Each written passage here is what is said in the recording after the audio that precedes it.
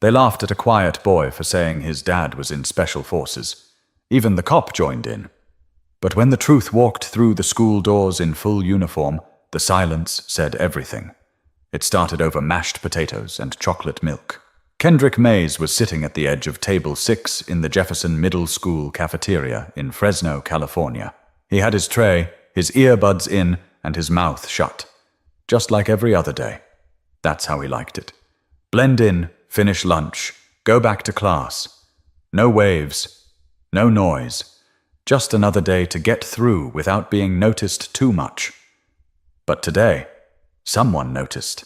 "Hey, Kendrick," called out Tyson Green, a wiry 7th grader with a busted backpack and way too much energy. "Heard you tell Ms. Ledbetter your dad's some big-time soldier or whatever. Like, special forces?" Kendrick didn't answer at first. He looked at Tyson, then at the handful of other kids watching. "So what? You just gonna sit there and act like that's normal?" Tyson said louder. "You lying or what?" More eyes turned to him. A few smirks. Kendrick sighed through his nose and took out one earbud.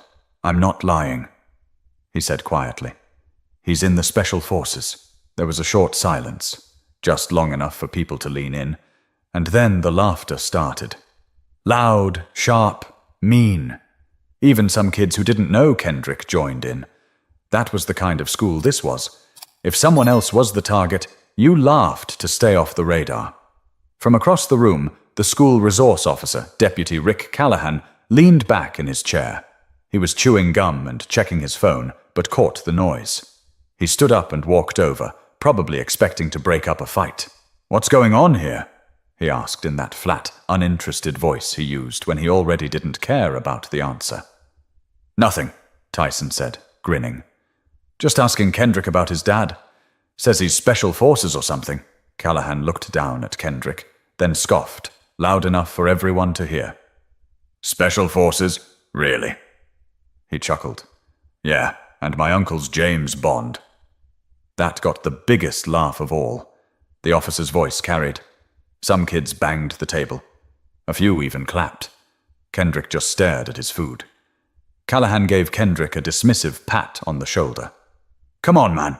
You don't gotta make stuff up to impress people." Kendrick didn't say a word. He picked up his fork, his hands stiff. He felt every set of eyes on him, every whisper. His ears burned, his jaw clenched, but he wouldn't let them see it. Wouldn't give them that. He thought about standing up. Thought about saying something. But what? That his dad had scars on his back from a helicopter crash overseas? That he never talked about his missions but always came home with this far-off look in his eyes? That his dad didn't post it on Facebook because people in his line of work couldn't? They wouldn't believe him? Nobody at Jefferson Middle ever did. Deputy Callahan walked off, still chuckling to himself. Kids started returning to their own conversations. The moment had passed. For them. Not for Kendrick. He put his earbud back in. He'd finished the lunch. He always did. But he couldn't taste anything. Just rubbery chicken and dry air. And across the cafeteria, someone pulled out their phone, already typing something about Kendrick the Spy Kid. It would be on Instagram before the bell rang. But what no one expected was how quickly everything would flip. Jefferson Middle wasn't a bad school. Not on paper, anyway. It had clean halls, recycled air, and a principal who sent out motivational quotes every Monday morning. But for Kendrick Mays, it felt more like a cold, slow drip, day after day, small things piling up until you just stopped caring. Kendrick had figured out the system early. Keep your head down, stay quiet. Don't give anyone a reason to remember your name. He didn't raise his hand unless he knew the answer was bulletproof. He walked the same path from homeroom to math, to gym, to English and back, keeping close to the wall. Not because he was scared. He just didn't see the point in drawing attention. That lunchroom moment had spread faster than he thought. By third period, 2 kids tried to trip him in the hallway. By gym, someone whispered Green Beret Jr. when he missed a free throw. Even Coach Benning laughed a little, not cruelly, just the kind of tired adult laugh that said, "Come on, kid." What hurt more was how normal it felt. Like the second you were different, even a little, People felt entitled to put you in your place. Ms. Ledbetter, his English teacher, asked him to stay behind after class. She looked at him over her glasses, her mouth doing that tight little smile teachers give when they think they're being kind. "Kendrick, is everything okay at home?" He blinked. "Yeah, I just heard there was an incident at lunch. I want you to know you're safe here. If your father isn't really in the—" "He is," Kendrick said firmly. Ms. Ledbetter paused. "All right, I just wanted to check in." He walked out before she could say anything else. Every word felt like a layer of disbelief being stacked on top of him. No one believed him. And they didn't have to. He wasn't looking for validation. His dad always told him that truth didn't need applause. "Real ones don't talk loud," Dorian Mays had said once, while fixing a loose cabinet door in their tiny kitchen. "Loud men are usually lying." That was 6 months ago. Kendrick remembered how his dad said it without even looking up from the screwdriver. Just calm, steady. Like he was teaching Kendrick how to be steel without ever saying the word. He never got long stretches with his dad. Sometimes just a few days between deployments. The house got quieter after he left, but Kendrick didn't mind. His mum was solid, worked double shifts at the urgent care, and never forgot to check his homework. But it was those short, powerful moments with his father that stuck. He remembered one morning, sitting on the porch while it rained. Dorian handed him a small folding knife. Not to use, just to hold. "Balance matters," he said. "Not just in your hand. In here, too." He tapped Kendrick's chest. None of that fit in a lunchtime joke. None of it translated through cafeteria rumors. Kids didn't care about inner balance or truth. They cared about who could roast you the best. Kendrick didn't want to be tough. He wanted to be invisible again. But that afternoon had lit something in him. Not anger. Not yet. Just heat under the surface. He sat in math class, fingers curled into his hoodie sleeves, the corners of his notebook filled with scratch marks. The numbers on the board blurred.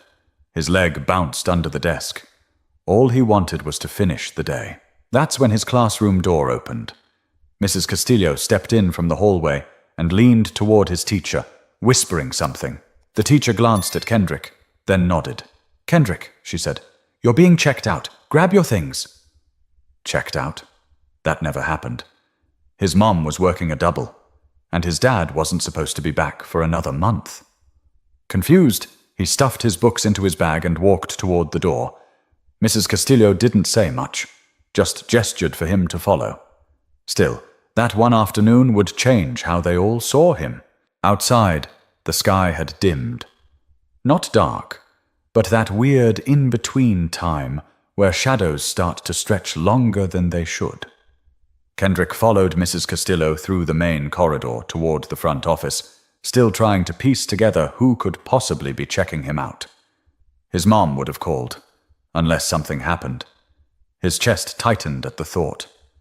He turned a corner and froze. Through the front glass, parked right in front of the building, sat a black SUV. The kind that didn't belong in a school parking lot. Not flashy, but official. Tires still ticking with heat. Doors shut tight. Standing beside it was a man in full uniform. Kendrick stopped walking. The hall felt smaller somehow. Quieter. Like the noise of the building hadn't followed him here. He knew that stance. The way his dad stood when he was on, back straight, boots planted, eyes scanning like nothing ever surprised him, but everything mattered. Uniform pressed, sleeves crisp. His name patch. Mays, barely visible through the glass. Kendrick's stomach flipped. His dad wasn't supposed to be back. Not yet. Inside the main office, Master Sergeant Dorian Mays stood calmly at the counter, speaking with the secretary. He wasn't smiling. He never smiled much in public, but he didn't need to. The man carried presence like weight on his shoulders. Heavy, unmoving. "I'm here for my son," he said, voice low but firm. "Kendrick Mays. He's in 8th grade. The secretary looked flustered. "Oh, yes, sir. Just a moment. I'll call someone from the office to bring him up." But she didn't need to. Because Deputy Rick Callahan, standing a few feet away by the coffee machine, had already turned around. At first he didn't recognize Dorian, just saw the uniform and raised an eyebrow. He walked over with the same half-smirk he wore earlier. "You military?" he asked. Dorian didn't blink. "Yes." "What branch?" "Army. Special Forces." Callahan gave a short laugh, like he thought he was still in on some inside joke. "You got ID?" Dorian slowly reached into his jacket, pulled out his military ID, and handed it over without a word. Callahan glanced at it, and the smirk fell from his face. The silence that followed wasn't awkward. It was sharp, like the air shifted, like gravity got heavier in that tiny room. "You're Kendrick's father?" Callahan asked, more careful now. "Yes." Callahan cleared his throat. He mentioned you today. I didn't realize." Dorian cut in, voice still even. "No reason you would. Most people don't." He took back his ID, pocketed it, and offered his hand. There was something about the way he held it out. Not threatening, not warm, just direct, firm, solid. Callahan hesitated, just for a second, then shook it. Dorian's grip was calm but unflinching. A handshake like steel. Callahan's face changed. Not dramatically, but enough. His eyes dropped. Shoulders stiffened. That moment of forced eye contact passed, and he stepped back. The secretary buzzed the classroom. Outside the glass doors, Kendrick watched the whole thing. He didn't move at first, just stared at his dad. Not because he didn't believe it, but because it didn't make sense. Why now? Why today? Then Dorian turned toward the door. Their eyes met, and just like that, everything else faded. For the first time all day, Kendrick didn't feel small. He walked into the office, slowly, like his body needed to catch up to what his mind already knew. "Dad?" Dorian gave a small nod. "You ready?" Kendrick's mouth opened, then closed. He looked at the secretary, at Deputy Callahan, now pretending to read something on the wall. He turned back. "Yeah." His dad picked up his backpack, tossed it over his own shoulder like it weighed nothing. "We've got a couple days," Dorian said. "Wanted to grab you early. Thought we could hit Yosemite before I go back." Kendrick didn't smile, but his eyes said everything. He followed his dad out the door, but it wasn't just the sight of Dorian that caught their attention. It was what happened next. As the glass door closed behind them, Kendrick felt the air shift. Cooler, quieter, more grounded. It wasn't the breeze or the fading sun, it was his dad. Just being near him always had that effect, like Kendrick had been holding his breath all day without realizing it, and now he could finally exhale. The black SUV sat idle in front of the school. Nothing fancy. Government issued. The same kind of vehicle Kendrick remembered riding in once before, during a brief visit to Fort Bragg. Dorian walked toward it, his boots hitting the pavement in that controlled, even rhythm. Kendrick followed silently, eyes forward. Behind them, the office door opened again. "Kendrick!" a voice called out. It was Deputy Callahan. Dorian turned around before Kendrick could answer. Callahan stepped forward, hands loosely at his sides like he wasn't sure what to do with them. He glanced at Kendrick, then locked eyes with Dorian. That same unease, the one he tried to hide, flickered in his expression. "I didn't mean to, earlier," Callahan said. "Didn't realize." Dorian's voice cut in, not sharp, just steady. "You don't need to finish that sentence." Callahan opened his mouth, closed it again. Dorian walked a few steps closer. "You thought my son was lying. Because what he said didn't fit your idea of what's believable coming from someone like him." Callahan shifted on his feet. "I didn't mean, but you did," Dorian said calmly. "You meant it enough to laugh." Kendrick stood still, watching. This wasn't rage. It wasn't revenge. It was something colder, stronger. His dad didn't need to yell. He didn't need to curse. He just looked the man in the eyes and told the truth, and it hit harder than anything else could. Callahan looked at Kendrick again, the usual authority in his voice gone. Look, kid, I shouldn't have said what I said," he muttered. You said your dad's special forces. I should have listened. Kendrick didn't answer. He just stared. Not angry, just present. And that silence made Callahan shift again. Dorian placed a hand on Kendrick's shoulder. You good? Kendrick nodded once. A real one this time. They turned toward the SUV, and Dorian opened the passenger door for his son. Before getting in, Kendrick glanced back. Callahan hadn't moved. His arms were crossed now, but his face wasn't smug. It was different. Quiet. Like he was still processing something too big to joke about. Dorian got behind the wheel and pulled out smoothly. The car rolled past the school building, where a few kids were still lingering near the entrance. Some recognized Kendrick, eyes wide as they took in the uniform, the insignia, the way Kendrick climbed into the car like it was nothing. Kendrick didn't wave, didn't smirk, just stared straight ahead.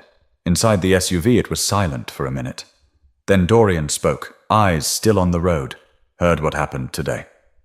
Kendrick blinked. Who told you? Your mom called, Dorian said. Said someone humiliated you in front of the whole cafeteria. Said a grown man laughed at you. Kendrick looked out the window. It wasn't the first time. Dorian gripped the wheel tighter. It better be the last. They rode in silence again, but this time it wasn't heavy. It was solid, like the ground after a storm. I don't care what they say, Kendrick said finally. I know who you are. Dorian glanced at him, then back at the road. You don't need to defend me, he said. You just need to stand in your truth. Let them catch up. Kendrick didn't reply, but the knot in his chest loosened just a little. But Kendrick still had no idea his dad was even coming. The road out of town stretched wide and empty, dotted with eucalyptus trees and old gas stations. Kendrick stared out the window, still trying to make sense of the last hour. His dad being back was one thing, but showing up like that, in uniform, in front of everyone, that wasn't like him. Dorian rarely talked about his job. What he did, where he went. There were rules, of course, but even beyond that, he never seemed interested in the glory. The man didn't even own a single social media account. You hungry? Dorian asked, eyes still on the road. Kendrick gave a small shrug. Kind of. Dorian nodded and took the next exit. They pulled into a roadside diner called Pete's Grill on the edge of Madeira. Kendrick had never been there before, but Dorian seemed to know the place. Inside, it smelled like bacon grease and lemon-scented cleaner. A few truckers sat at the counter. No one looked up when they walked in. They sat in a booth by the window. A waitress brought water and menus, smiling politely but without the small talk. You get anything you want? Dorian said, flipping open his own menu. Kendrick ordered pancakes and sausage. Dorian went with black coffee and an omelette. When the waitress walked off, the silence settled again. This time, Kendrick broke it. Why'd you come back early? Dorian leaned back. Because I heard you needed me. But you're leaving again soon, right? 2 days. Kendrick nodded, playing with his straw wrapper. I didn't expect you to show up like that, he said, looking up. I thought you'd just call or wait until you were home. Dorian's jaw flexed slightly, not in anger, just in thought. Sometimes showing up says more than words, he said. Kendrick thought about that. How everyone had stared when his dad walked in. How the laughter died so fast you could hear it hit the floor. You didn't have to say anything to him, Kendrick said. To that cop. I could have handled it. Dorian raised an eyebrow. You shouldn't have had to. I'm used to it. I don't want you to be. They sat quietly again. Outside, a semi rolled past with a low rumble. Son, Dorian said after a moment, being underestimated will follow you. It doesn't stop when you grow up. But how you respond to it, that's yours. You don't owe them explanations. Just proof. Kendrick sipped his water, his mind still turning. I didn't even think they'd believe me, he said. I didn't come for them, Dorian replied. I came for you. The food arrived. They ate in silence, like they always did when they were together. No rush, no pressure to fill space. Kendrick hadn't realized how much he missed that until now. His father's calm made the noise from school feel miles away. Midway through his pancakes, Kendrick looked up. You ever get tired of people doubting you all the time, Dorian said. But I don't carry their doubt. That's their weight, not mine. Kendrick smiled slightly. You sound like Mom. Dorian smirked for the first time all day. Well, she's usually right. The waitress brought the check. Dorian paid in cash, left a generous tip. As they walked back to the SUV, Kendrick glanced at him sideways. You ever scare people on purpose? Dorian chuckled under his breath. No, but I don't fix their fear, either. Kendrick opened the car door, hesitating before climbing in. I'm glad you came. Dorian looked at him, his expression softening just a little. So am I. They pulled back onto the road, headed toward Yosemite. No music, no news radio. Just the quiet understanding between two people who didn't need many words to feel known. Kendrick looked at the world passing outside his window, and for the first time in a long while, he didn't feel invisible. But even as they walked out, Kendrick didn't realize the message his dad just left behind. Monday morning came like it always did. Alarm buzzing at 6:30, the same peanut butter toast, the same slow walk to the bus stop. But something in Kendrick's chest felt different now. Lighter, maybe. Or just less heavy. He hadn't said much to anyone over the weekend.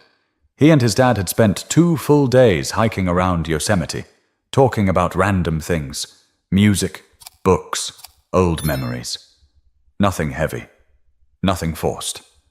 Just time. Real time. And when Kendrick stepped onto that school bus Monday morning, he didn't expect anything to be different. But it was. It started with the way the kids looked at him. Not mocking, not icy. Just unsure. Like they weren't sure what to do with the version of Kendrick that had walked out of school last week beside a man who looked like he commanded storms. In first period, Tyson Green didn't make eye contact. He kept his voice low, even skipped his usual routine of poking at Kendrick's sneakers or mumbling smart remarks when the teacher turned around. By lunch, word had spread. Some kids were still whispering, sure, but it was different. No jokes this time, just questions, curious stares. No one called him Spy Kid. No one laughed when he sat down. Even Coach Benning, who rarely noticed anything beyond the scoreboard, gave Kendrick a weird half-wave in the hallway. But the biggest change came during 5th period. Deputy Callahan walked into Kendrick's science class. Heads turned. Teachers usually sent for kids through the office. It was strange to see the officer come in himself. "Can I borrow Kendrick for a second?" Callahan said. The teacher nodded, confused. Kendrick stood slowly and followed him into the hall. They stood in silence for a moment. Callahan rubbed the back of his neck like he wasn't used to apologizing. "I was wrong the other day," he said, eyes flicking to the floor. "I shouldn't have said what I said about your dad." Kendrick didn't reply. He didn't need to. Callahan nodded. "That handshake. Your old man's the real deal. It shows." Kendrick looked him straight in the eye. "I know. There wasn't much more to say." Callahan cleared his throat, gave a stiff nod, and walked away. Later that week, during lunch, one of the quieter kids from Kendrick's math class, Jalen Ruiz, walked over. He looked nervous, holding his tray with both hands. "Hey," Jalen said, glancing around. "Mind if I sit here?" Kendrick shrugged. "Sure." Jalen sat down slowly, like he wasn't sure if it was a trap. He poked at his spaghetti, then finally asked, "So your dad's like actual special forces?" "Yeah," Kendrick said. Jalen hesitated. "That's cool. I mean, I didn't think you were lying or anything. You don't have to explain," Jalen nodded. They didn't talk much after that, but it was something. And that was how it started. Not a flood, just tiny shifts. A teacher who looked at him a little differently. A kid who didn't laugh quite as loudly. Small acknowledgements that maybe, just maybe, they'd misjudged him. Kendrick didn't strut through the hallways. He wasn't about to change who he was. But for the first time, he didn't feel like he had to shrink either. That night, as he sat at the dinner table with his mom, she slid her phone across the table. It was a photo. Someone from school had snapped it, Kendrick and his dad walking out of the office. Dorian's uniform sharp against the light. Kendrick just a step behind. "It's been going around," she said. Kendrick stared at it for a moment. "Why do people need proof so bad?" he asked. His mom smiled softly. "Because some folks only believe what they can see. But that doesn't make the truth any less real." But this story isn't really about one day. It's about what people assume. Weeks passed. Life at Jefferson Middle started to smooth back into its usual rhythm. Pop quizzes, hallway drama, the bell ringing 5 minutes too late when you're starving. But for Kendrick Mays, something had changed that hadn't gone unnoticed. He still sat in the back of the classroom, still kept his voice low. But there was a new kind of quiet around him. Not the kind that pushed him aside, but the kind that gave space. Respect, maybe, or just recognition. People didn't stop him in the halls or ask him to tell stories about his dad. That wasn't the kind of school this was. But teachers spoke to him like they finally saw him. Like he wasn't invisible anymore. Like what he said mattered. He never mentioned the cafeteria incident again. He didn't need to. The people who laughed the loudest remembered it. So did the ones who watched and stayed silent. Tyson Green never apologized. But he never joked again either. And sometimes that's the only apology people like that know how to give. One afternoon after school, Kendrick was walking past the gym when he saw something unexpected. Deputy Callahan, standing by the vending machine, nodded toward him. Kendrick stopped. "I meant what I said the other day," Callahan muttered. "About your dad and you." Kendrick didn't smile, but he didn't look away either. "You don't have to keep saying it," he said. Callahan paused. "You remind me of him." Kendrick tilted his head. "You don't even know him." Callahan gave a slow breath through his nose. "Don't need to.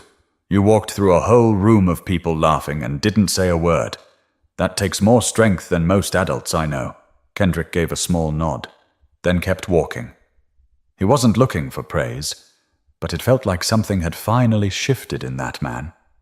At home that night, Kendrick sat across from his mom at the dinner table. She was grading papers, sipping tea. The house felt quieter without his dad around again, but Kendrick didn't feel the absence like before. "What's on your mind?" she asked without looking up. Kendrick leaned back in his chair. "Do you think people change?" She set her pen down, looked at him for a moment. "Some do," she said. "But most just see things they hadn't noticed before." Kendrick thought about that. Thought about the look on Callahan's face when he realized who he was talking to. Thought about the kids who used to laugh at him, now choosing to say nothing at all. Maybe it wasn't change. Maybe it was clarity. Maybe people just needed to be reminded that everyone's story is bigger than the small version they invent in their heads. That night, Kendrick sat at his desk and opened a notebook he hadn't touched in months. He wrote 3 sentences, then paused. "My dad doesn't wear a cape. He doesn't need to. He just shows up. And that's enough. Some people need proof. I've had mine my whole life." He closed the notebook. Let it sit. Because sometimes the lesson doesn't come with fireworks or applause. Sometimes it's a man who walks into a room, doesn't say much, and leaves the whole place changed. Kendrick didn't need to be louder. He just needed to remember what mattered. And maybe someone watching this right now needs to hear the same thing. Don't let their assumptions define you.